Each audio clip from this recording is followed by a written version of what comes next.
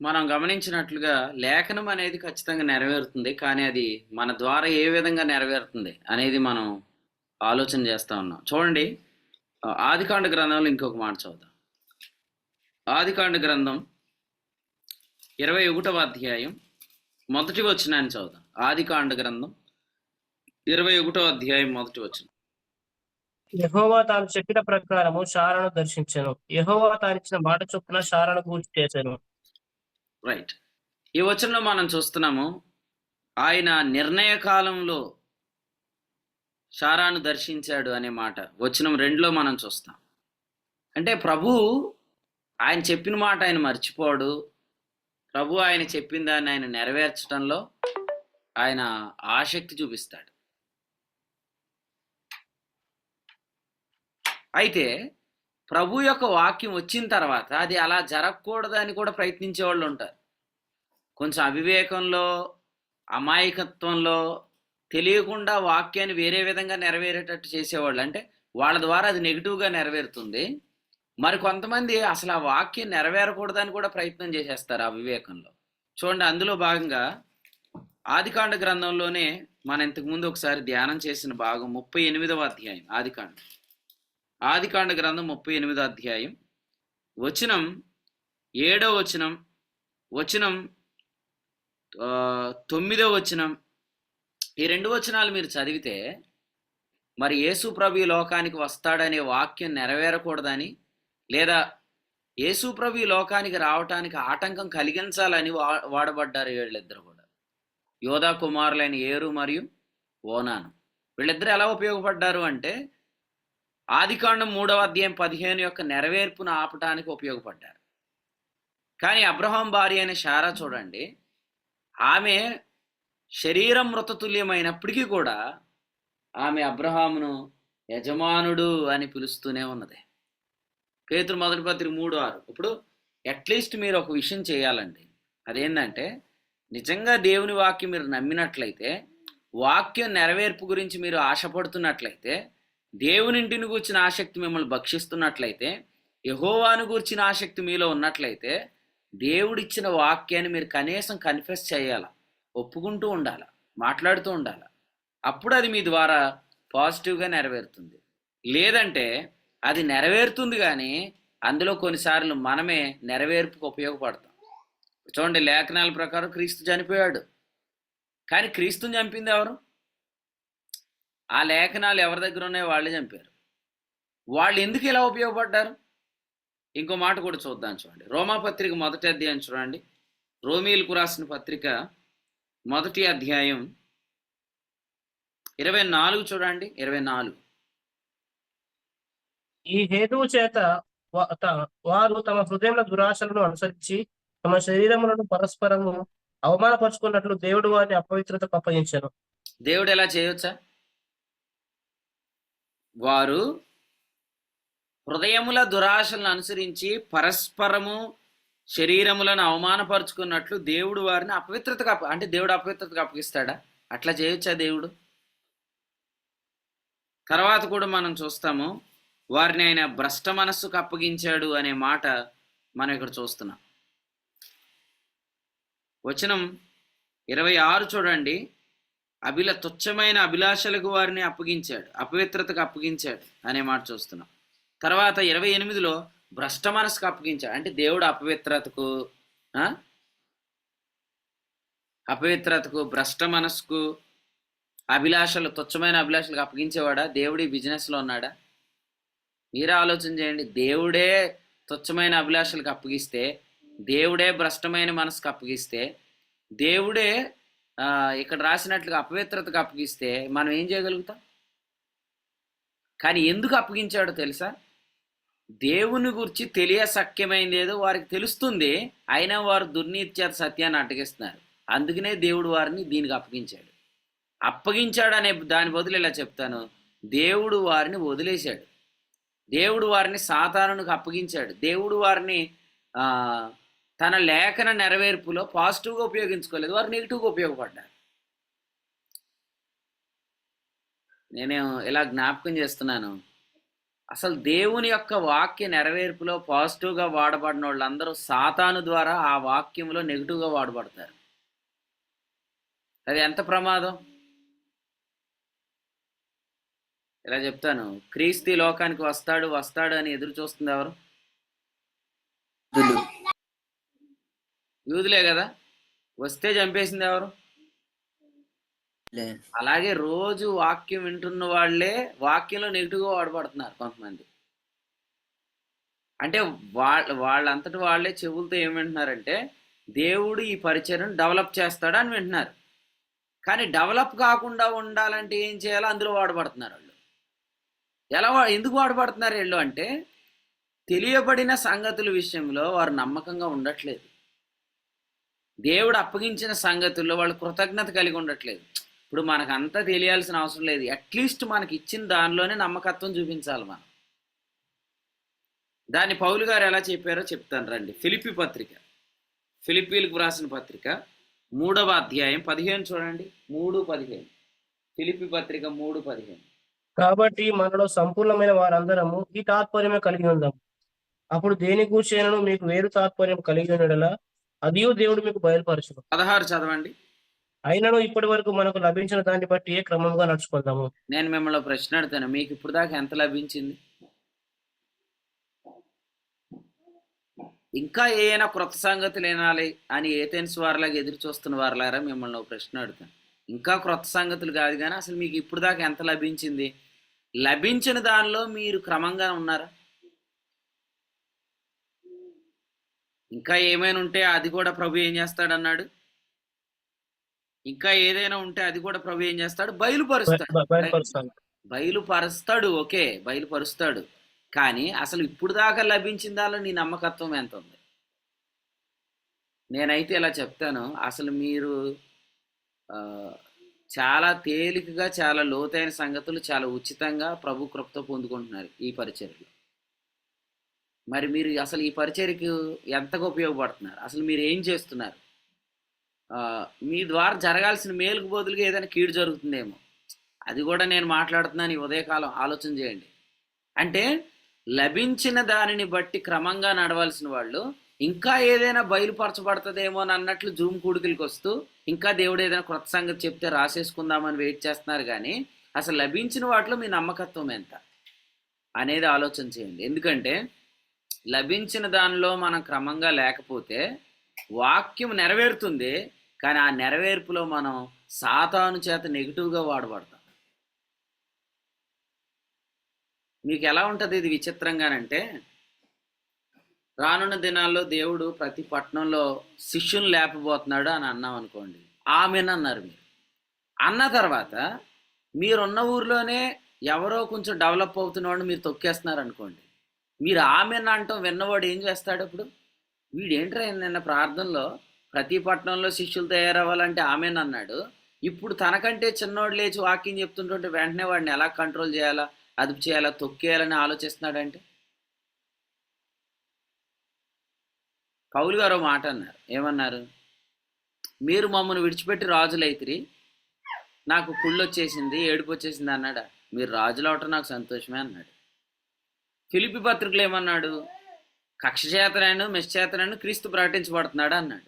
ఒకసారి ఈ తాత్పర్యం మనలోకి వస్తే, మనకంటే ఎవరైనా కొంచెం వాక్యం బాగా చెప్తున్నా, డెవలప్ అవుతున్నా, ఏదైతేనే దేవుని వాక్య నెరవేర్పులు ఇది భాగమే కదా అని ప్రభుని స్తుతించాలి. అట్లా స్తుతించకుండా దాన్ని ఎట్లా కంట్రోల్ చేయడానికి మనం ఏమేం ప్లాన్లు చేయాలని మీరు వాడబడుతున్నారంటే, వాక్యం నెరవేరుతుంది కానీ మీరు నెగిటివ్గా వాడబడుతున్నారు. దీని అంతటికి గల ఏకైక కారణం ఏంటంటే లభించిన దానిని బట్టి క్రమంగా నడుచుకోకపోవడం. మాకు మాంసం కావాలని బాధపడుతున్నారు, ఏడుస్తున్నారు. సరేలే అలాగే ఏడుస్తున్నారు కాబట్టి అని ఏం చేశాడు? అందరికీ మాంసం ఇప్పించాడు అనుకోండి. ఆ మాంసం కోసం ముక్కల కోసం అందరూ కొట్టుకుంటూ ఉంటే ఎట్లా ఉంటుంది?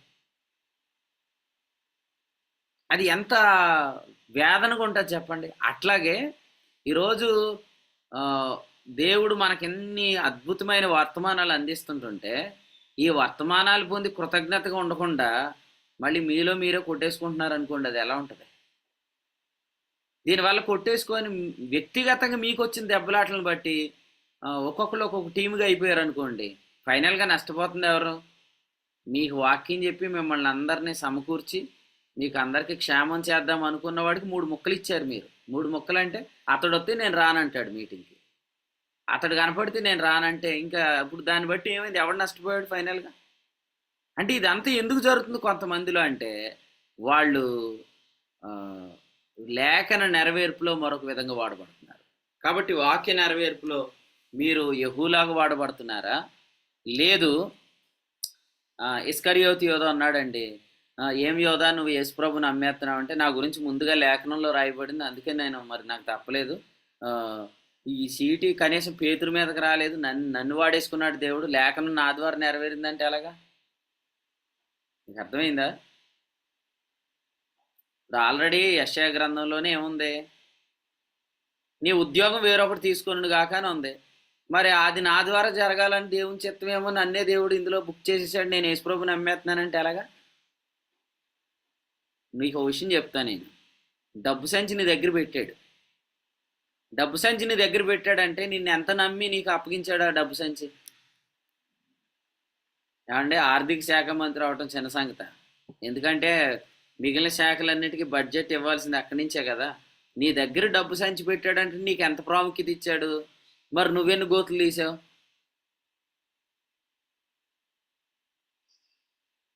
కాబట్టి ఒక ప్రాముఖ్యమైన స్థానాన్ని ప్రభువు నీకు ఇచ్చినప్పుడు దానిని మనం దేనికి ఉపయోగిస్తున్నాం? డబ్బు సంచి ఇస్కరియోతు యోధ దగ్గర ఉంది, వాడు అందులో దొంగిలించేస్తున్నాడు కొంచెం కొంచెం. దాంతోపాటు ఏం చేస్తున్నాడు? ఏదైనా ఒక కార్యక్రమం పెట్టగానే ఇది బేదలకి ఇవ్వచ్చు కదా, ఈ కార్యక్రమం ఎందుకు అంటున్నాడు. కాబట్టి ఈ విధంగా వాక్య నెరవేర్పులో భాగంగా నేను ఇస్కరియోతు యోధాని అయిపోయానని మీరు ఎవరు అనొద్దు. వాక్య నెరవేర్పులో నువ్వు నెగిటివ్గా ఎందుకు వాడబడుతున్నావంటే ఆ వాక్యాన్ని ప్రభు ఎలా నెరవేరుస్తాడన్న ఆసక్తి నీలో లేదు కాబట్టి. సో మనం ఎలా ప్రార్థన చేయాలో చెప్తాను మీకు అందరికీ. ఇదిగో ప్రతి పట్టణంలో ప్రభు రానున్న దినాల్లో ప్రవక్తల శిష్యులను తయారు చేయబోతున్నాడు అని చెప్పారనుకోండి, అప్పుడు మీరేం చేయాలంటే ఈ గ్రామంలో ప్రభు ఎవరిని లేపుతాడా అని ముందుగానే ఆశపడి ప్రార్థన చేస్తూ ఉండాలి. ఇప్పుడు యెహూ వెళ్తున్న దారిలో ఎవరు కనిపించారు? యెహోనాదాబు కనిపించాడు కదా. మనం చదివిన వచనంలో ఏముందండి? 10వ అధ్యాయం వచనం 15వ వచనం. అచ్చటి నుండి అతడు పోయిన తర్వాత తను ఎదుర్కొన వచ్చిన రేకాబు కుమారుడే యెహోనాదాబు కనబడగానే ఏమన్నాడు? నాకున్నట్లు నీకేముందా? నేను ఈ ఉదయం మిమ్మల్ని అడుగుతున్నాను, నాకున్నట్టు మీకుందా? నాకున్నట్టు మీకు లేకపోతే మీ మొహాల్లో తెలిసిపోద్ది. నేను వాక్యం చెప్తున్నప్పుడు నాకున్నట్టు మీకు లేదనుకోండి, మీరందరూ మొహం మార్చుకొని ఉంటారు. అప్పుడు నాకు అర్థమైంది నాకున్నట్టు మీకు లేదని. నేను అదే మిమ్మల్ని అడుగుతున్నాను, నాకున్నట్టు మీకు ఉందా? అలా అడిగాడు అనమాట. నాకు ఉన్నట్టు మీకు ఉందా అని అనగానే ఉందే అనగానే చేతిలో చేసుకున్నారన్నమాట. చేతిలో చేసి రథం ఎక్కి కూర్చోమన్నాడు. గుర్రం ఎక్కాడు, రథం ఎక్కాడు. యెహోనాదాబు యెహూ ఇద్దరు కలిసి వెళ్ళారన్నమాట. అలాగే దేవుడు ఈ కార్యం చేయబోతున్నాడు అని మీరు నమ్మితే మీకు తెలియకుండానే కొంతమంది వ్యక్తులు కనపడతారు. ఇతని ద్వారానే దేవుడు ఆ కార్యం చేయబోతున్నాడు. నేను సరదాగా కాదు, దేవుని ఆత్మ నడిపింపబట్టి ఒక మాట రానున్న దినాల్లో హిందీ వాళ్ళు కూడా జూమ్లో జాయిన్ అవుతారు. అప్పుడు నీ పేరు మరవబడిద్ది, ఆ ప్రవాహంలో నువ్వు తొక్కబడతావు అని నేను ఒక మాట అన్నాను కదా. ఆ విషయాన్ని ఆలోచిస్తూ ఉంటే ఒక ఐడియా వచ్చింది, దాన్ని ఇంప్లిమెంట్ చేశారు. అట్లాగే దేవుడు ఏదైనా వాక్యం ఇస్తే దాన్ని ఎలా నెరవేరుస్తాడా అని మనం ఎదురు చూడాలి. ఎదురు చూడటానికి గలతీ 5:5లో ఆత్మ ద్వారా ఎదురు చూచుట అని రాశాడు. ఆత్మ ద్వారా ఎదురు చూడటం అంటే ఏంటి? ఆత్మ చెప్పుచున్న మాటను మనం నోటితో పలకటమే ఎదురు చూడటం అంటే. ఇది ఈయన చెప్పాడు, ఖచ్చితంగా ఈయన చెప్పాడంటే చేసేస్తాడు, మన దేవుడు నమ్మదగినవాడు, అట్లా మాట్లాడుకుంటూ మనం ఎదురు చూస్తే దేవుడు ఏదో ఒక హింట్ ఇస్తాడు. ఆ హింట్ పట్టుకొని మనం మొత్తం ప్లాన్ చేయాలి. మీకు చిన్న ఎగ్జాంపుల్ చెప్తాను. ఇటీవల దినాల్లో దేవుడు తణుకులో ఒక వర్తమానం ఇచ్చాడు అనమాట. ఆ వర్తమానం ఏంటంటే దావీదు గ్రంథం, దావీదు సంతానం. ఆ రోజు నుంచి నేను ఒక విషయం చెప్తూ వస్తున్నాను. మనకు దేవుడు ఏది ఇచ్చినా మనం సమ్మరీని కనీసం ఒక పాయింట్ రాసుకుంటూ ఉండాలి డైలీ అని చెప్తున్నాను. ఆ ఆలోచన నేను అనుకున్న 2 రోజులకి దేవుడు ప్రతిరోజు జూమ్ కూడికను ఒక సారాంశంగా రాయాలని రాము చేత ప్రభు సత్క్రియ ప్రారంభించాడు. అంటే వాక్యం దేవుడు ఇచ్చిన వెంటనే అది ఎలా నెరవేరుతుందా అని కానీ మనకు ఆసక్తి ఉంటే దాని నెరవేర్పులో నువ్వు కూడా ఉంటావు. లేదంటే దాన్ని పాడు చేయటంలో నువ్వు ఉంటావు. నేను ఎందుకు ఉంటానని మీరు అడుగుతారేమో.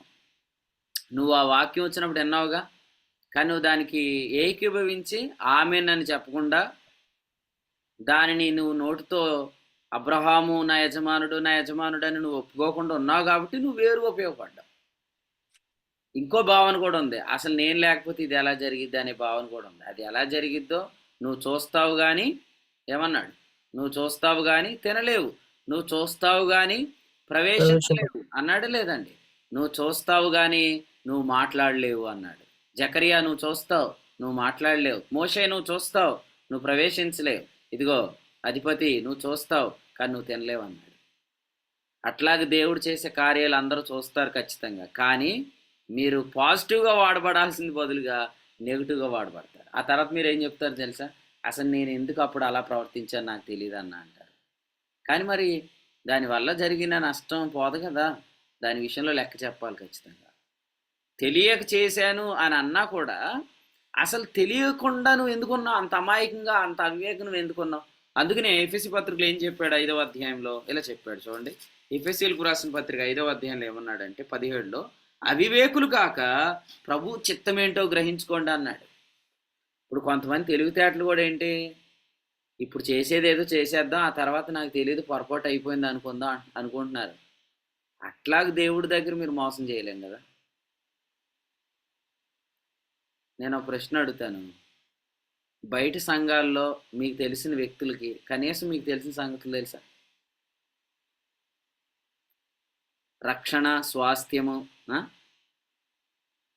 రక్షణ స్వాస్థ్యము, ఆలయంలో ఉన్న 2 వాగ్దానాలు, క్రొత్త నిబంధన ఆజ్ఞ, విశ్వాసమైన దేవుని ఏర్పాటు, విశ్వాస మర్మం, విశ్వాస వాక్యం, విశ్వాస మూలంగా నీతి, విశ్వాస మూలంగా జీవించడం. ఈయన కొంతమందికి తెలుసా? తెలియదు కదా. మరి ఇన్ని సంగతులు నీకు అప్పగించాక నువ్వు పాడు చేస్తున్నావా బాగు చేస్తున్నావా? నువ్వు పాడు చేస్తున్నావు అంటే ఖచ్చితంగా నువ్వు ఎలాంటి వ్యక్తివి అంటే, రేపొద్దుట ఇంత చేసిన తర్వాత నువ్వేం చెప్తావు అంటే, బ్రదర్ నేను అట్లాగా అయిపోద్ది అనుకోలేదు బ్రదర్, ఇలా జరిగిద్ది అనుకోలేదని నువ్వు అంటావు. కానీ ఈ విషయంలో తప్పకుండా నువ్వు తీర్పులోనికి వస్తావు. ఎందుకంటే గలతీ పత్రికలో వారిని ప్రభు సమర్థించట్లేదు, ఓ అవివేకులారా అని అంటూనే ఎఫెసీ పత్రికలు ఏమన్నాడు, అసలు మీరు అవివేకులుగా ఎందుకున్నారు, దేవుని చిత్తం ఏంటో గ్రహించి ఉండాలి కదా. అక్కడే ఏమన్నాడు, మత్తులై ఉండొద్దు ఆత్మపూర్ణులై ఉండు. 18వ వచనం. మత్తు కలిగినోడు ఏం చెప్తాడు, ఎప్పుడు నా పిల్లలు నా దగ్గరికి వచ్చారు నాతో వ్యభిచారం చేశారు నాకు తెలియదు అని లోతు చెప్పినట్టు చెప్తాడు. నేను ఎప్పుడు వస్త్రహీనుడినే పడుకున్నాను నాకు తెలియదని నోవాహు చెప్పినట్టు చెప్తాడు. కానీ అట్లా అంటే అలాగా, ఆల్రెడీ జరగాల్సిన నష్టం జరిగిపోయింది. నోవాహు కుమారుడైన హాము కుమారుడైన కనాను ఏమయ్యాడండి, శపించబడ్డాడు. లోతు కుమార్తెలు ఇద్దరూ పాపం చేయటం వల్ల ఏం జరిగింది, ఇశ్రాయేల్ శత్రువులైన మోయాబీయులు అమ్మోనీయులు పుట్టారు కదా. నాకు తెలియదు అంటారేంటండి, ఇంత వర్తమానం వచ్చా కూడా నేను తెలియకుండా ఈ పని చేశాను, తెలియకుండా ఈ తప్పు చేసేసాను అని మనం ఇక అనటానికి లేదని ఈ ఉదయకాల ప్రభు మనతో మాట్లాడుతున్నాడు. సరే, ఓ ప్రశ్న, ఆల్రెడీ ఈ వాక్యం నేను 2 రోజుల క్రితమే చెప్పాను, అయినా మళ్ళీ చెప్తాను. అలక్సేంద్రుని కంచెరవాడు నాకు కీడు చేశాను, తండ్రి వీరేం చేస్తున్నారు, వీరు ఎరగరు, వీరిని క్షమించమన్నాడు పౌలు. ఏమన్నాడు చెప్పండి, అలక్సేంద్రుని కంచెరవాడు నాకు చాలా కీడు చేశాడు, తండ్రి వీరేం చేస్తున్నారు అంటే కొంతమందికి ఈ వాక్యాలు వాళ్ళకు వచ్చినప్పుడు వాడరు, మన దగ్గరికి వచ్చినప్పుడు ఏమంటారు, యేసు ప్రభు లాంటి ఆయన ఏమన్నాడు తమ్ముడు, తండ్రి వీరు ఏం చేస్తున్నారు వీరు ఎరగరు కనుక వీరిని క్షమించమన్నాడు అన్నాడా లేదా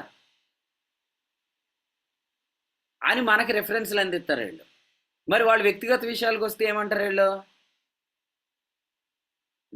ఇదేమన్నా గుడ్ ఫ్రైడేనా, నేను 7 మాటలు మాట పలకటానికి అంటారు వీళ్ళు వాళ్ళకు వస్తే. అదే మనకు వస్తే మాత్రం ఏమంటారు, యేసు ప్రభు లాంటి వాడే క్షమించినప్పుడు తమ్ముడు నువ్వు క్షమించవేంటి అంటారు.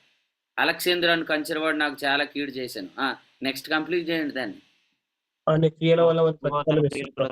అది వాని క్రియలకు దేవుడు ప్రతిఫలమిస్తాడని రాశాడండి. ఎక్కడ పడితే అక్కడ మొన్న చెప్పారు కదా స్టీవెన్ పాస్టర్ గారు, వెడ్డింగ్ కాదంట వెల్డింగ్ అంట, అట్లా చేయకూడదు. ఎక్కడ పడితే అక్కడ వెల్డింగ్ చేస్తారేంటి? చేయాల్సిన చోట చేయాల. అలెగ్జాండర్ అనేవాడు నాకు కీడు చేశాడు, వీడేం చేస్తున్నాడు, వీరు ప్రభు క్షమించు అని అనలేదు. పాటల పుస్తకంలో ఎన్ని పాటలు ఉన్నాయండి? ఇన్ని పాటలు ఒక పాట కూడా రాదా రాంబాబు గారికి? ఏం పాట పాడాడు ఆయన? ఉన్నాడండి? వీడియో ఆన్ చేశాడా? అసలు ఉన్నాడు మీటింగ్లో? పాట ఇచ్చారు మీరు ముందు, అసలు ఆయన ఉన్నాడు లేదు చూడండి. ఉన్నాడన్నా? ఏం పాట పాడాడు? స్తుతించి ఇప్పుడు అండి అన్ని పాటలు మీ నెంబర్ ఎంత? 37 పాటల పైన ఉన్నాయి కదా. మీరు అసలు ఏ పాట రానట్టు ఆ పాట పాడుతున్నారు ఏంటండి? సరే, ఈయన గొడవ ఎందుకు చెప్తానా? రేపు నుంచి కాదులే కానీ చెప్తానండి. ఒకసారి ఈయన దానియేలు గారు కలిసి ఒక ఇంటికి వెళ్ళారనమాట. వీళ్ళు ఎందుకు వెళ్ళారంటే గుడ్ ఫ్రైడే రోజు వీళ్ళకి 7 మాటలో మాట గుర్తొచ్చేసింది. ఆ మాట ఏంటంటే, తండ్రి వీరు ఏం చేస్తున్నారు, వీరు ఎరగరు, వీరిని క్షమించమనే మాట గుర్తొచ్చి వాళ్ళు వెళ్ళారన్నమాట. వెళ్తే ఏం జరిగింది?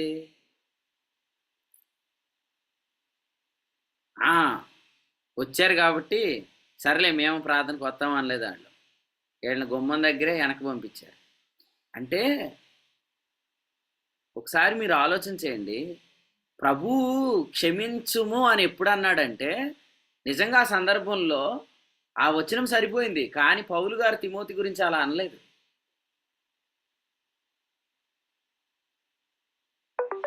యేసు ప్రభు ఏమన్నారు తెలుసా అండి? ఆ నక్కతో చెప్పండి అన్నాడా లేదా? ఎవరిని అన్నాడు ఆ మాట? ఆ నక్కతో చెప్పండి అని ఎవరిని అన్నాడు ఆయన? అన్నాడా లేదా? ఆ నక్కతో చెప్పండి అన్నాడు కదా.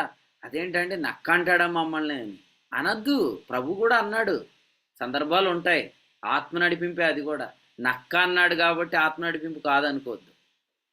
పౌలు గారు సింహం అన్నాడు ఎవరిని? సింహము నోట నుండి తప్పించబడితే అన్నాడా లేదా? అది అప్పటి ఉన్న ప్రభుత్వ అధికారులు ఒక అధికారిని అన్నాడు, ఆ సింహపు నోట నుండి తప్పించబడితే అన్నాడు. ఆ నక్కతో చెప్పండి అని యేసుప్రభు కూడా అన్నారు. కాబట్టి ప్రభువుల వారు అస్తమాట అందరినీ దీనంగా పలకరించాడని అనుకోవద్దు. ఆయన ఒక్కొక్కరికి వేయాల్సింది వేసాడు. ఆయన శాస్త్రులు పరిచయాలు వస్తే ప్రభు ఏమన్నా డైరెక్ట్గా రెండయ్య వందనాలయ్యా కూర్చోండి దయచేసి అన్నాడా? వేషధారులైన శాస్త్రులారా పరిచయులారా, మీరు అందులైన మార్గదర్శకులయ్యా, మీరు గ్రుడ్డివారు అని చెప్పాడండి ప్రభు. చూస్తున్నామని చెప్తున్నారు కానీ మీరు గ్రుడ్డివారు అని చెప్పాడు ప్రభు. కాబట్టి దయచేసి ఎవరు కూడా మీ వ్యక్తిగత విషయాలకు వచ్చినప్పటికేమో ఒక తీర్పుని, సంఘ విషయానికి వచ్చినప్పుడు ఒక తీర్పు ఎక్స్పెక్ట్ చేయకండి. మీ ఇల్లుల కంటే సంఘం గొప్పది. సంఘం విషయంలో దేవుని యొక్క చిత్తం చాలా స్పష్టంగా ఉంది. అదేంటంటే దేవుని సంఘమును పాడు చేయవాలని దేవుడు పాడు చేస్తాడు. సో లేఖన నెరవేర్పులో మీరు ఎలా ఉపయోగపడుతున్నారు? ఇలా ఆశపడండి, వాక్యం ఖచ్చితంగా నెరవేరిద్ది, కానీ నేను అందులో ఒక పాత్రగా వాడబడాలి. ఇప్పుడు అబ్రహాముకు దేవుడు అనేకమైన పిల్లలను పుట్టిస్తానన్నాడు. అప్పుడు శారా ఏం చెప్పాలా? అందులో నేను పాజిటివ్గా వాడబడాలని అనుకోవాలి తప్ప హాగరుని తెచ్చి అబ్రహాంకి ఇవ్వకూడదు, అలా వాడబడకూడదు. అది మనం ప్రార్థన చేద్దాం. నేనైతే చెప్తున్నాను కదా, మీరు నెగిటివ్గా దీనికి పని చేయాలని ప్రయత్నం చేసినా పాజిటివ్ అయింది మాకు, కానీ మీరు లెక్కలోకి వస్తారు. ద్వితీయోపదేశకాండ 23:5 ఏం జరిగిందండి? బిలాము శాపాన్ని కూడా దేవుడు ఆశీర్వాదంగా మార్చాడు. కాబట్టి దయచేసి ఎవరు కూడా అమ్మో ఎంతమంది ఎదురు తిరిగేస్తున్నారు, వాక్యం నెరవేరదేమో అనుకోద్దు. వాక్యం నెరవేరటానికి 2 ఉంటే చాలు. ఒకటి దేవుడు, 2 నువ్వు. ఒకటి దేవుడు, 2 నువ్వు. దానిని వ్యతిరేకించే వాళ్ళు 100 మంది ఉన్నా వాక్యం ఖచ్చితంగా నెరవేరుతుంది. కానీ వ్యతిరేకించిన వాళ్ళందరినీ ప్రభు లెక్క అడుగుతాడు.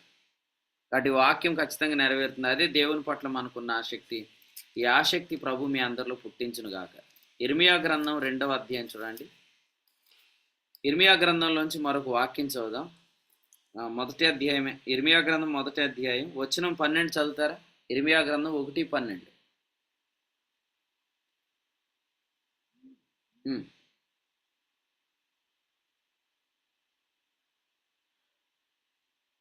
ఆ వచనంలో ఎంత స్పీడ్ ఉందో మీరు అంత స్లో ఉన్నారు. వాక్యం నేను చెప్పిన వాక్యం నెరవేర్చుటకు నేను ఆతురపడుచున్నాను.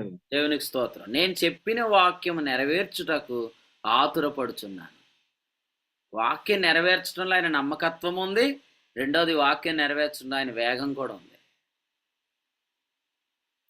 యెషయా గ్రంథం 54లో చెప్పినట్లుగా దేవుడు చెప్పిన మాట ఆయన నెరవేరుస్తాడు కనుక స్పీడ్గా మీరు ఏం చేస్తారంటే గుడారపు త్రాళ్లను పొడుగ్గా చేయండి, మేకులను బాగుగా దిగ్గొట్టండి, ఈ సరిహద్దులను ఆయన విశాలపరుస్తాడని ప్రభు చెప్పాడు. కాబట్టి ఈ విధంగా పాజిటివ్ వేలో మీరు అందరూ వాడవు. ఇక్కడ ఉన్న వారందరినీ ప్రభు భద్రం చేయను గాక, అది నా ప్రార్థన.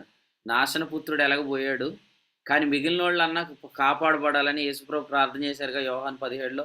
నేను కూడా అలాగే ప్రార్థన చేస్తున్నాను.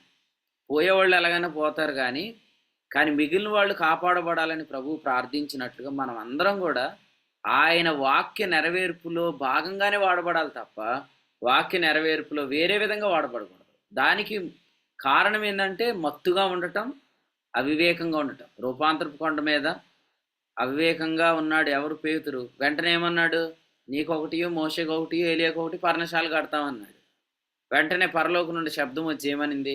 ఈయనే నా కుమారుడు, నా ప్రియ కుమారుడు, ఈయన మాట వినుడే అని వచ్చింది. అంతేనా? కాబట్టి వాక్యం ఎప్పుడు కూడా నెరవేరుతుంది, కానీ అందులో నెగిటివ్గా ఉపయోగపడుతున్న వారు కూడా ఉంటారు. పల్లకిని తయారు చేసింది ఎవరండి? పల్లకి సొలొమోను పల్లకండి, పరమగీతం. పల్లకిని తయారు చేసింది 10 మంది సూర్యులండి. యెరూషలేమోళ్ళే కదండి. కానీ అందులో కూర్చుంది ఎవరు? షోలమీతి కదా. అంటే అలంకరించింది ఒకళ్ళు, అనుభవిస్తుంది ఒకళ్ళు. అలాగే మనం కూడా తెలియకుండానే ఎవరికైతే నెగిటివ్ చేద్దామని ప్రయత్నిస్తున్నామో దేవుడు వారి పక్షంగా ఉంటే మనకు తెలియకుండా వాళ్ళకి పాజిటివ్ అవుతుంది. అది ఈ పరిస్థితులు మన ఆధ్యాత్మిక జీవితంలో గర్వం ద్వారా వస్తాయన్నమాట. అహంకారం అనేది ఎప్పుడైతే మనలోకి వచ్చేస్తుందో, మనల్ని మనం ఒక పద్యం చదువుకున్నాం కదా చిన్నప్పటి నుంచి, ఏమని? చీమలు తయారు చేసిన పుట్ట ఎవరికి? పాములకి ఇరువైతుంది అంట. అందుకనే పామరులు దాచింది ఎవరైతే మోసం చేద్దాం అనుకునే వాళ్ళు దాతారో అది ఇంకొకరికి వెళ్ళిపోయిద్ది. అలాగే మన జీవితాల్లో కూడా మనం ఎప్పుడైతే గర్వంతో ప్రవర్తిస్తామో దేవుడు వాటిని మరొకరికి పాజిటివ్గా వాడతాడు. బిలాము శపించాలనుకున్నాడు, అది ప్రభు ఇశ్రాయేలుకు ఆశీర్వాదంగా చేసేసాడు. కాబట్టి మీరు అలా వాడబడకూడదని ప్రభుపేట మీకు అందరికీ తెలియచేస్తున్నాను. ఇశ్రాయేలీలు తృణీకరిస్తే ఆయన అన్యజనులకు ఐశ్వర్యమయ్యాడు.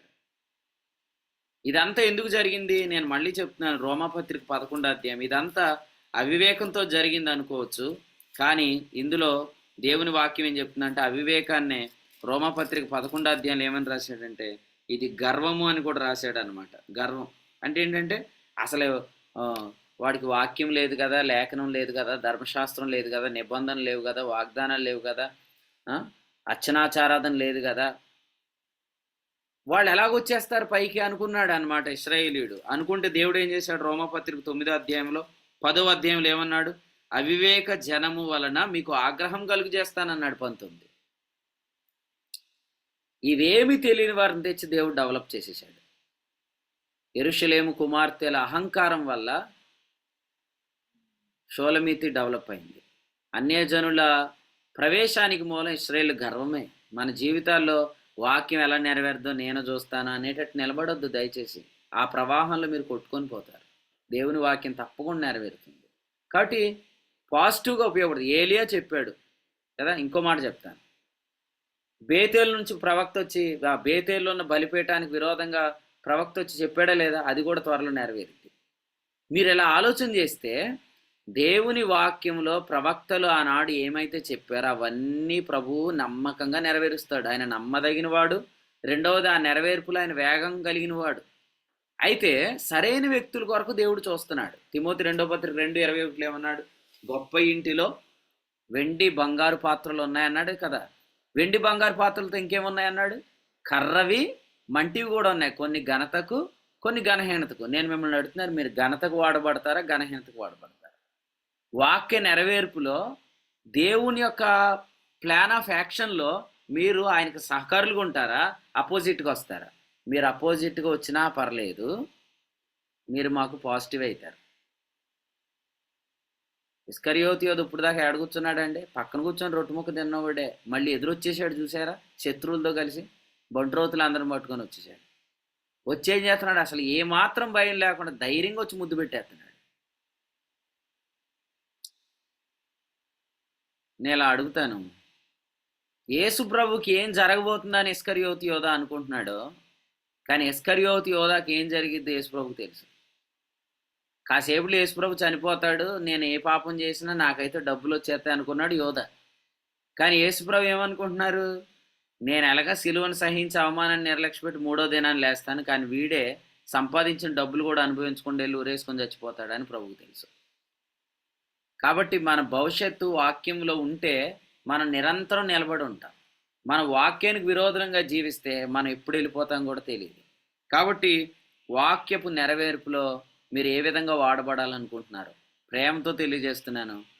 మీరు ప్రార్థన చేసుకోండి, ప్రభువా నీ లేఖనము నువ్వు చెప్పినట్లు నెరవేరుతుంది, అయితే అది నా ద్వారా అనుకూలంగా నెరవేరాలి, కానీ నేను నెరవేరటంలో నెగిటివ్గా వాడబడకూడదు అని మీరు అడగండి. దేవుడు తప్పకుండా మీకు సహాయం చేస్తాడు. లేదంటే మీకు తెలియకుండానే కుట్ర జరిగిద్ది, జరిగినా కూడా అది మనకు పాజిటివ్ అవుతుంది.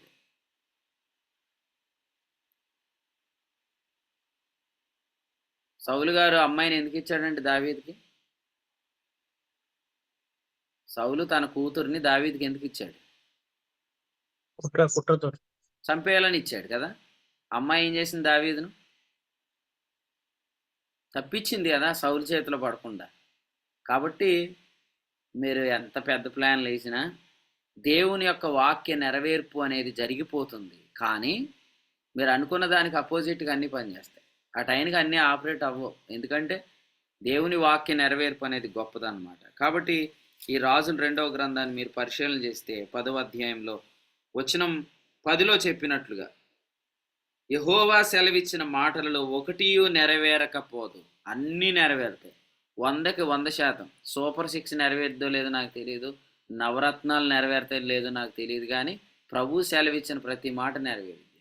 ఎందుకంటే ఆయన నెరవేరని ఏ వాగ్దానం ఆయన చేయడు.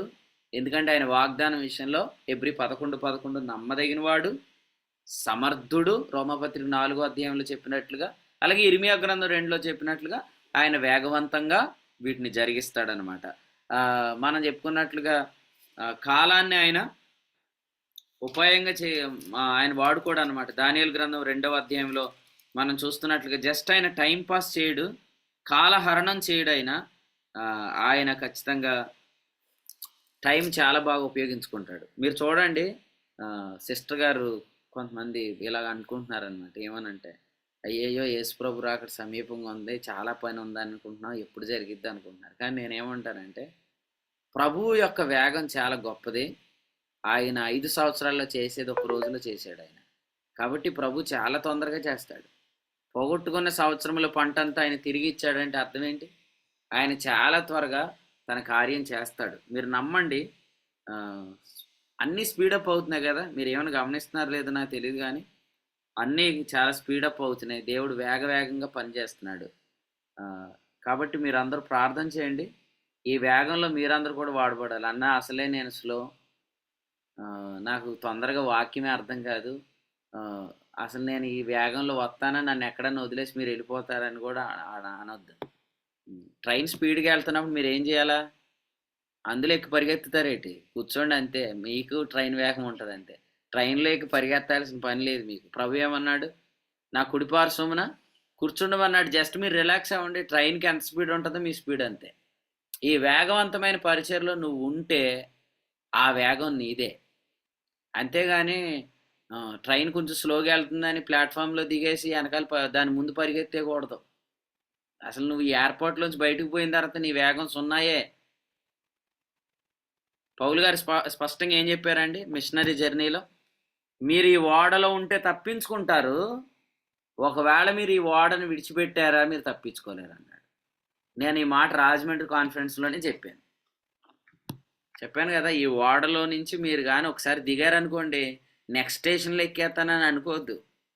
దేవుడు ఏమంటాడంటే, ఆగు, ఎల్దు ఆగు, సమోసా తింది ఆగు, ఇక్కడ సమోసాలు ఉన్నాయి, ప్లాట్ఫామ్ మీద అని సమోసాలు ఇప్పిస్తాడు. నువ్వు ఈ సమోసా తిన్నలోపు ట్రైన్ పోయిద్ది అంతే. నువ్వు నెక్స్ట్ స్టేజ్లో ఎక్కేద్దాం అనుకున్నావు, కానీ ఒకసారి దిగి తప్పు చేసావు. నేను ఏమంటానంటే ఈ ట్రైన్ దిగటమే ఆయన చేసిన పెద్ద పొరపాటు. ఇంకెక్కలేడు ఆయన, ఆమె కూడా ఎక్కలేదు, నువ్వు కూడా ఎక్కలేవు. అందుకని ఈ ట్రైన్ దిగొద్దు దయచేసి. ఇది ఎంత వేగంగా వెళ్తుందంటే మీరు జస్ట్ కూర్చోండి, రిలాక్స్ అవ్వండి, దేవుడి వేగంలో మిమ్మల్ని తీసుకెళ్తారు. మీకు కూడా తెలీదు, మీరు కూడా చాలా వేగంగా ఈ పరిచర్లు వాడబడతారు.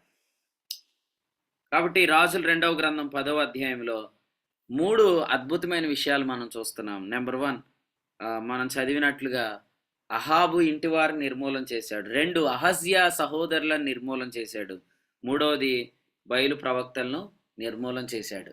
అంటే శేషమేమీ లేకుండా మనం అదే చూస్తాం. ఈ అధ్యాయంలో ఒక మాట చెప్పాడు చూడండి, వచనం 19 చూడండి ఒకసారి. ఎవరైనా 19 చూడండి. 19 కావున ఒకడైనను తప్పకుండా బయలు ప్రవక్తలందరినీ, వారి భక్తులందరినీ, వారి యాజకులందరినీ నా యొద్దకు పిలువనంపించుడి. నేను బయలులకు గొప్ప బలి అర్పింపబోచున్నాను గనుక రానివాడెవడో వాని బ్రతకనీయనని చెప్పాను. అయితే బయలులకు మొక్కువారిని నాశనం చేయుటకై అతడు ఈ ప్రకారం కపటోపాయం చేశాడు. అంటే అర్థం ఏంటి? అసలు ఒక్కడు కూడా మిగలకూడదు అనేది ఈయన ప్లాన్ అన్నమాట. అంటే ప్రభు మనకు పని అప్పగిస్తే, పరిచర్య అప్పగిస్తే దాన్ని మనం ఎంత ఆసక్తిగా చేయగలుగుతామంటే సౌలులా కాదనమాట. సౌలు అమాలేకీలను పూర్తిగా నిర్మూలన చేయలేదు, కానీ ఈయన మనం చూస్తుంది ఏంటంటే కంప్లీట్గా అందరినీ డిస్ట్రాయ్ చేసేసేయాలి. ఆ 70 మంది, 42 మంది, అలాగే ఇక్కడ గుడి మొత్తం నిండిపోయింది, బయలు గుడి అంతా నిండిపోయింది అనమాట. అంతగా అందరూ వచ్చేసారు. అంటే ఎంతమంది ఉన్నారన్నమాట. ఎంతమందిని ఆయన పూర్తిగా నిర్మూలన చేశాడు. ప్రేమతో మీకు కూడా ఇలా చెప్తున్నాను, దేవుడు మీకు ఇచ్చిన పనిని కంప్లీట్గా మీరు నెరవేర్చడానికి ఇష్టపడండి. ఫస్ట్ ప్రభు మన జీవితాలు ఇచ్చిన వర్తమానం ఏంటంటే ఈ సత్క్రియను ఆరంభించిన వాడు యేసుక్రీస్తు దినం వరకు దాన్ని ఆయన కొనసాగిస్తాడనమాట. ఫిలిప్పీ పత్రికలో చెప్పాడు. ఇది మనకు అందరికీ బాగా పరిచయమైన వాక్యం 3-6 వచనాల్లో. అలాగే జకర్యా గ్రంథంలో కూడా ఒక వాక్యం ఉంది, అది కూడా చదువుదాం రండి. జకర్యా గ్రంథంలో నుంచి మరొక వచనం చదువుదాం. 4వ అధ్యాయం వచనం 7 చదవండి, లేదా వచనం 9 చదవండి. 9 చదివి సరిపోదు. వచనం 9. జెరుబ్బాబెలు చేతులు ఈ మందిర పునాది వేసి ఉన్నవి, అతని చేతులు ముగించును. అప్పుడు సైన్యములకు అధిపతి యెహోవా నన్ను మీ యొద్దకు పంపి ఉన్నాడని నీవు తెలుసుకున్నావు. రైట్. ఒక మాట కావాలి మనకి. ఈ మందిర పునాది వేసాయి, అతని చేతులు ముగించును అనే మాట చూస్తున్నాం. అంటే పని ప్రారంభించడమే కాదు, ఆ పనిని పరిపూర్ణంగా కంప్లీట్ చేయాల. ఆరంభించినప్పుడు ఏముంటది చెప్పండి? ఆరంభించినప్పుడు కొంచెం సరదా ఉంటుంది, ఆసక్తి ఉంటుంది, ఇంట్రెస్ట్ ఉంటుంది కదా. కొన్ని రోజులకి ఏమవుతుంది, అది ద్రాక్షారసం అయిపోద్ది అనమాట. అయిపోయినప్పుడు ఇక మళ్ళీ కనపడరు అనమాట. అట్లా కాకుండా దేవుని ఆత్మచేత నడిపించబడేవారు. ఎందుకంటే ఈ వచనంలో చూడండి, ఉదాహరణకి 7వ వచనంలో ఏముంది? శక్తి చేతనైనను బలము చేతనైనను కాక ఆత్మచేతన అన్నాడు కదా. కాబట్టి ఆత్మచేత స్టార్ట్ అయితే ఖచ్చితంగా కార్యము ఫైనల్గా వెళ్తుంది. మన ఆదికాండం మొదలుపెట్టి ఇప్పుడు ఎక్కడికి వచ్చాం? రాజుల 2వ గ్రంథానికి వచ్చేసాం. త్వరలో మన ప్రకటన గ్రంథం కూడా అయిపోద్ది అనమాట. త్వరలో అని నేను ఎందుకు అంటున్నానంటే ప్రభు అంత తొందరగా దేవుని కార్యక్రమాలు జరుగుతాయి అన్నమాట. అంతేగాని లింక్ ప్రేయర్ స్టార్ట్ చేశారు, మధ్యలోనే ఆపేశారు. హోప్ మీటింగ్ స్టార్ట్ చేశారు, మధ్యలోనే ఆపేశారు. అట్లాంటి నిందలేం పడతాయేమని ఆశపడదు. ఒక ఆయన మ్యాగజైన్ పరిచయం స్టార్ట్ చేస్తే ప్రారంభ కూడికలోనే ఏమన్నాడంటే ఇది స్టార్ట్ చేయటం ఈజీయే కానీ ఇది రన్ చేయరా అన్నారు. ఇప్పుడు 3వ సంవత్సరం అవుతుంది అది.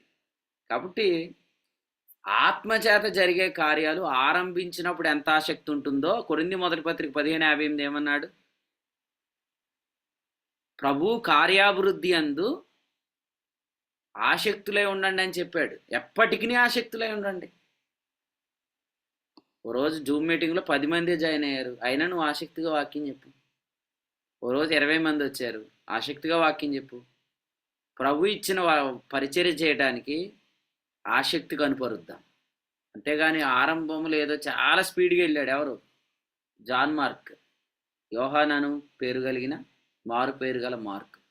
వెళ్ళి పాపులో పరిచర్యలో వాడబడ్డాడు. పంపులీలో ఏం చేశాడు? వాళ్ళతో కొనసాగించకుండా వెనక్కి వచ్చేసాడు మార్కు. అయితే ఆ తర్వాత దేవుడు మార్కును బలపరిచాడు. తిమోతి 2వ పత్రికలో రాసినట్లుగా మార్క్ ఇప్పుడు పరిచర్యలో ప్రయోజకుడయ్యాడు. కాబట్టి ఇప్పుడు ఆ సస్టైన్ అనేది మెయింటైన్ చేస్తున్నాడు. కానీ మనందరి గురించి కూడా ఆలోచన చేసుకుందాం.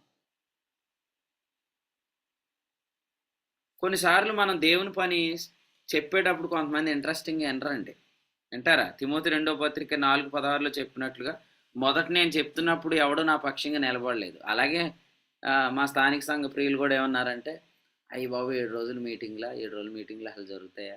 కొంచెం జరిగినా అంతమంది భోజనాలు ఎట్టగలమా? పెట్టినా అన్ని రోజులు మనకు వర్షం పడకుండా ఉంటుందా? అయ్యేయో అనుకున్నారు. అవన్నీ తర్వాత చెప్పారనమాట. కానీ దేవుడు చూడండి కార్యాన్ని సఫలం చేశాడు కదా. అలాగే ఆరంభంలో ఎవరు మన పక్షంగా నిలబడరు, కానీ రిబ్బన్ కటింగ్ చేసే టైంకి మాత్రం అందరూ వస్తారు. కానీ ఆ తర్వాత కూడా మధ్యలో కొంతమంది మిస్ అయిపోతారు. కానీ నీ చేతులు ప్రారంభించిన పని నీ చేతులతో నువ్వు ముగించాలి.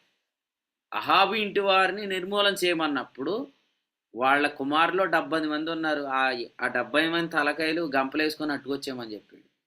తర్వాత ఏమన్నాడు? అహజ్యా నీ సహోదరులు 42 మంది ఉన్నారు, 42 మందిని కంప్లీట్ చేశాడు. బయలుకు మోకాళ్ళు సంబంధించిన వాళ్ళందరూ కూడా వచ్చేసేయాలా, ఎందుకంటే నేను యెరోబాము కంటే గొప్ప పాపం చేయబోతున్నాను, మీరు నాతో ఏకీపించండి అన్నాడు. కపటపు ఆయన చేశాడు. మొత్తానికి అందరూ వచ్చారు, అందరు నిర్మూలన చేశాడు. తనకు అప్పగించిన పని తుదముట్టించాడు. మనం పౌలు గురించి కూడా తిమోతి 2వ పత్రిక 4:7 చదువుతాము, నా పరుగు కడముట్టించిదినని. దేవుడు మీకు అట్టి కృప దయచేయను గాక. ఏదైనా ఒకటి పుస్తకం రాయాలని స్టార్ట్ చేశారు, కంప్లీట్ చేయండి. పాట రాయాలి స్టార్ట్ చేశారు, కంప్లీట్ చేయండి. సండే స్కూల్ పరిచయం నడిపించాలని కంప్లీట్ చేయండి. అంతేగాని అన్నీ సగం వదిలే. ఆరంభంలోనేమో ఎలా ఉంటుందంటే, ఆరంభంలో బాగా అందరిని పిలిచేసి హడావిడి చేసేసి ఆ తర్వాత మధ్యలో వదిలేస్తే ఎలా ఉంటుంది? యేసుప్రభు చెప్పిన మాట, ఎవడైనాను గోపురము కట్టను ఆరంభించి వాడు దానిని కొనసాగించలేకపోతే ఏమవుతాడు? అందరిలో అతడు అపహాస్యం పాలైపోతాడు. అట్లాగే మనం కూడా ఒక పని అనుకున్నప్పుడు అది కంప్లీట్ చేస్తాడు దేవుడు.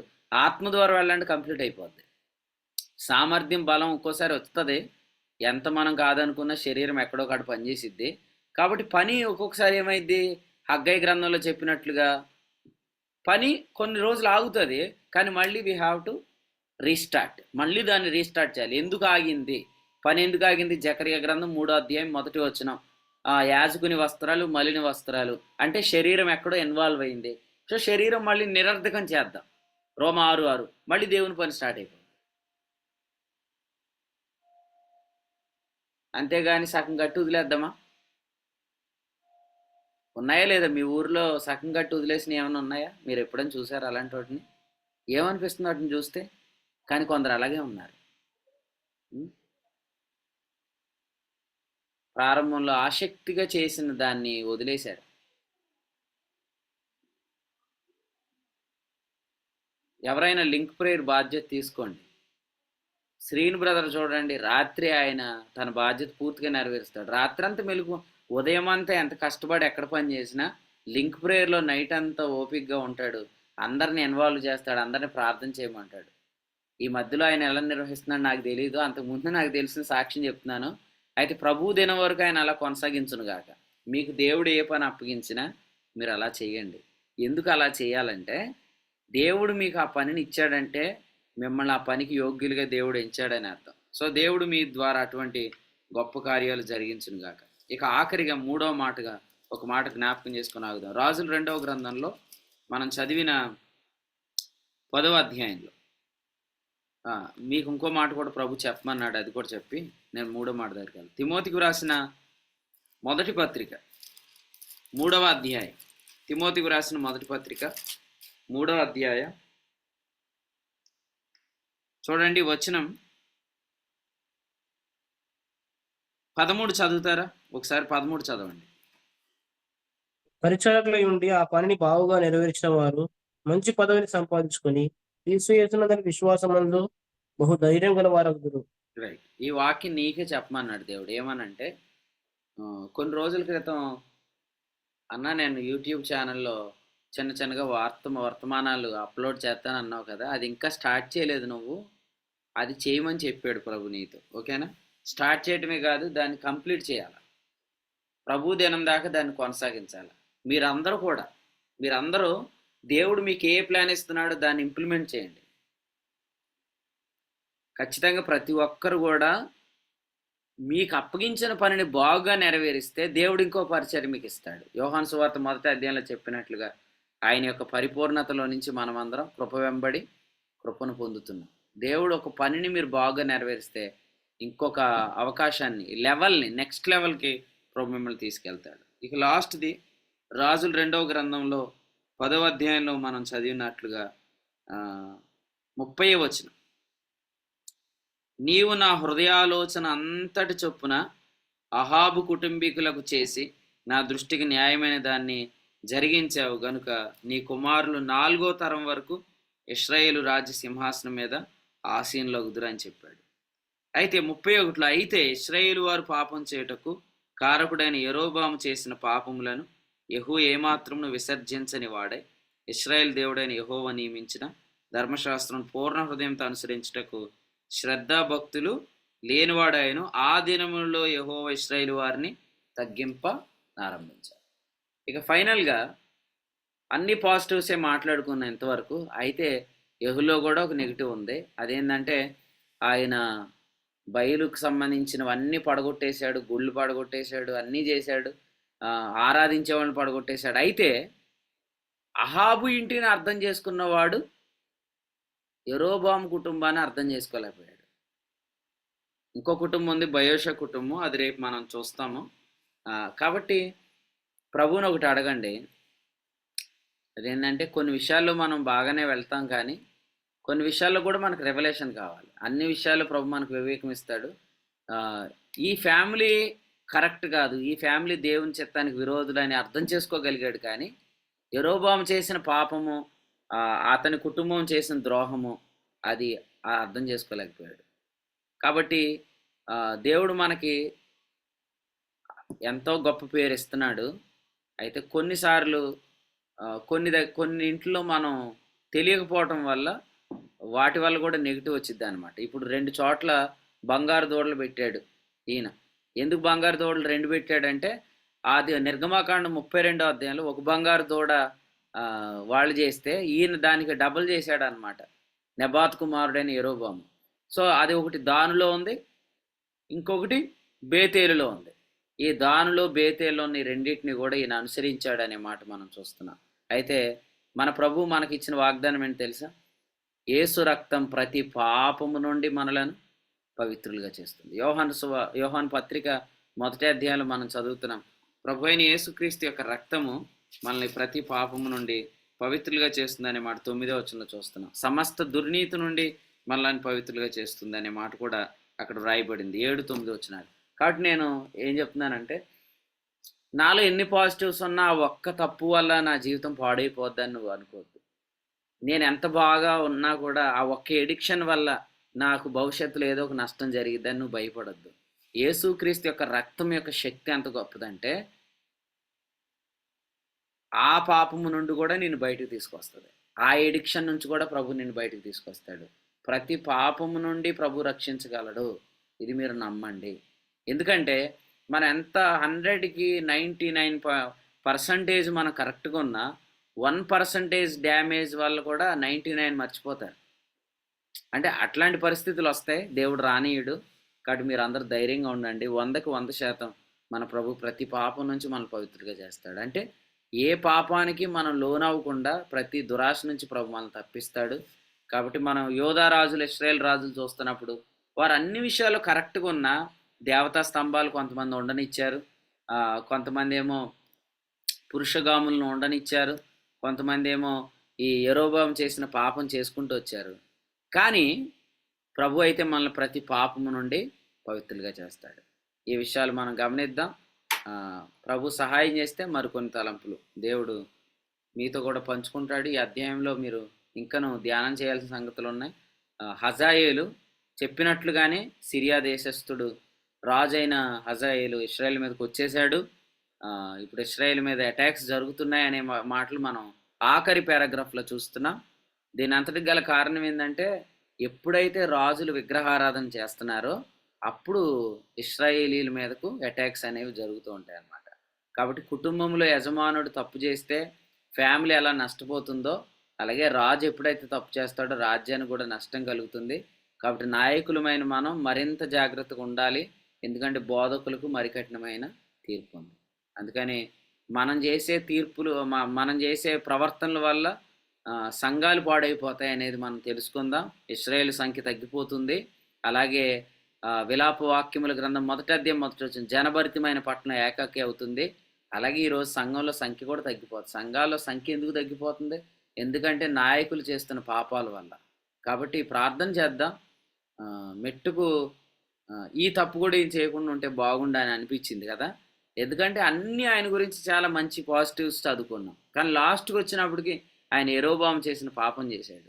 అందువల్ల తర్వాత పర్యవసానాలు మనం చూస్తున్నాం. కానీ దేవుడు మన నాయకులను అందరినీ కాపాడును గాక, ఇక్కడున్న విశ్వాసులందరినీ కాపాడును గాక, ప్రతి పాపము నుండి ఆయన మనలను పవిత్రులుగా చేయను గాక.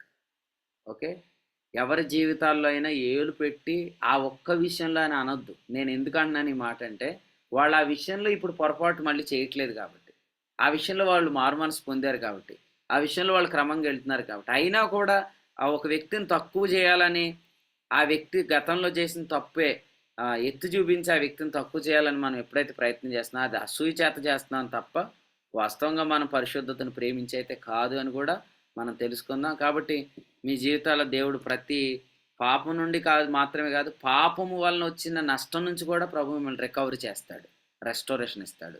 ఇది నమ్మండి, ప్రభు మీద ఆధారపడండి. ప్రభు ఈ తలంపులు మనందరి వినికిల్లో దీవించును గాక. ఆమేన్. ఆదిల 2వ గ్రంథము 10వ అధ్యాయం నుంచి శ్రేష్టమైన వర్తమానం ద్వారా దేవుడు మాట్లాడారు తన దాసులు వాడుకొని. నెరవేర్పులో యెహోవాకున్న ఆసక్తి, అది వాక్యం నెరవేర్పులో యెహోవా సెలవు ఇచ్చిన మాట విషయంలో ఆయనకున్నటువంటి ఆసక్తిని గురించి మాట్లాడుతూ, ఆ ఒక్క వాగ్దానం నెరవేర్పులో మనం అనుకూలంగా ఉన్నామా, ప్రతికూలంగా, అనగా పాజిటివ్ గా ఉపయోగపడుతున్నామా, నెగిటివ్ గా ఉపయోగపడుతున్నామా అన్న విషయాన్ని మనకి ప్రశ్నారూపంగా మనకి నేర్చుకున్నాం.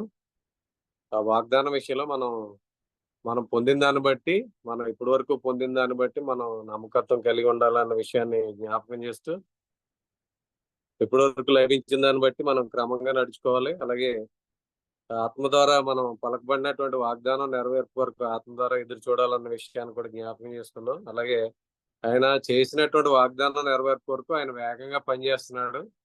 ఆ వేగంగా పనిచేస్తున్నటువంటి పనిలో మనం కూడా వేగంగా మన నెరవేర్పులో మనం కూడా ఉంటాం.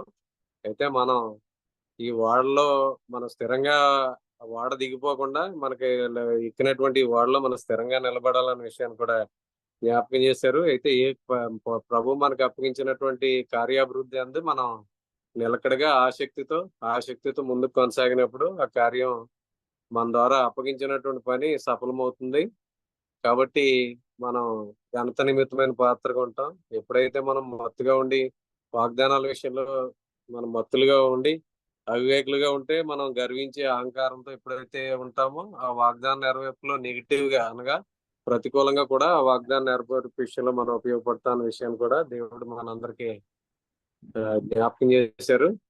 అలాగే ఇంకా అనేక విషయాలు వర్తమానం ద్వారా మనం నేర్చుకున్నాం. కాబట్టి శ్రేష్టమైన సంగతులు అందించిన దేవుని సేవకులు కూడి పక్షంగా వందనాలు తెలియజేస్తున్నాం. వీళ్ళు సతీష్ గారు హైదరాబాద్ ప్రాంతం నుంచి మనతో సహవాసం చేస్తున్నారు. సతీష్ గారు ముగింపు ప్రార్థన చేస్తారు.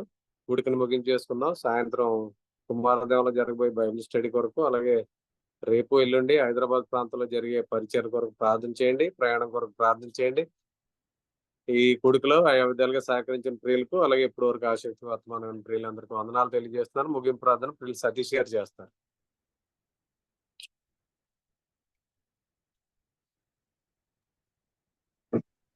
ఉన్నారండి. ముగింపు చేస్తాను. కృపా సత్య సంపూర్ణ ప్రేమ పెట్టండి. మీ ఘనమైన శ్రేష్టమైన ఉన్నతమైన మరి దినాన్ని మా అందరి జీవితాల్లో మాకు అనుగ్రహించి, ఇదిగో తండ్రి ఉదయకాల సమయంలో మీ యొక్క సేవకుల ద్వారా ఎటువంటి వర్తమానం ప్రభావం మాకు అనుగ్రహించిన విధానాన్ని బట్టి స్తుతిస్తున్నాం తండ్రి. వాక్యం యొక్క నెరవేర్పులో ప్రభా మా యొక్క పాత్ర ఏమున్నదన్నది ప్రభా మీరు మాకు స్పష్టంగా తెలియజేశారు తండ్రి. ఇదిగో తండ్రి మాకు ప్రభా వివేకాన్ని అనుగ్రహించారు తండ్రి మీరు. ఇదిగో తండ్రి మేము అవివేకులం అయితే ప్రభా తండ్రి సేవకుల యొక్క కష్టం వ్యర్థమైపోతుందని చెప్పి ఇదిగో తండ్రి మేము ఇవ్వబడిన దానిలో ప్రభావ మేము నమ్మకత్వంతో ప్రభావ నడుచుకోవాలని చెప్పి ప్రభావ మీరు తెలియజేశారు తండ్రి. అన్న బట్టి ప్రభావ మిమ్మల్ని స్తుతిస్తున్నాం తండ్రి. ఇదిగో తండ్రి వాక్యం యొక్క నెరవేర్పులో ప్రభావ మా పాత్ర ఇప్పుడు ప్రభా అనుకూలంగా ఉండాలని చెప్పి పాజిటివ్ గా ఉండేవారు ప్రభావ మేము ఉండాలని చెప్పి ఇదిగో తండ్రి మాకు తెలియజేశారు తండ్రి. ఇదిగో తండ్రి అదేవిధంగా తండ్రి విశ్రాంతిలో ప్రభావ కూర్చుని ప్రభా జరుగుతున్న పరిచర్యలో ప్రభావ మేము పాల్గొంటే ప్రభావ వేగంగా ముందుకు సాగుతామని చెప్పి ప్రభా అట్టి విధంగా ప్రభావ మేము ముందుకు సాగాలని చెప్పి ప్రభావ మాకు తెలియజేశారు తండ్రి.